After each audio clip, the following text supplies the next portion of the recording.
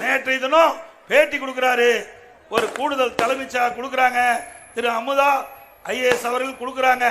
என்ன கொடுக்குறாங்க? 1,05,00,000 பேர்கிட்ட மனு வாங்கியிருக்கிறாங்க.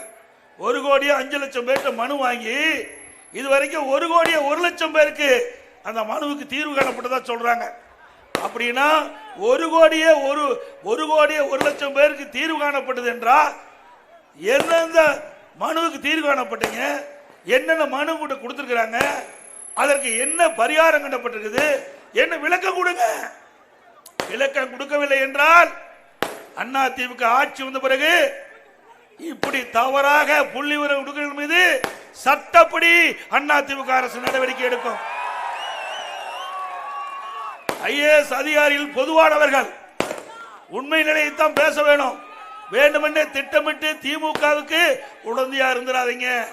உங்களுக்கு திமுக முக்கியம்னா இந்த ஐஏஎஸ் அதிகாரிகளை ராஜினாமா பண்ணிட்டு திமுக கட்சியில சேருங்க.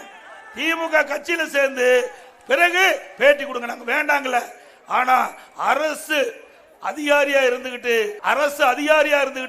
தவறான புள்ளி விவரத்தை கொடுக்காதீங்க, தயவு செய்து கொடுக்காதீங்க, மக்களை குழப்பாதீங்க.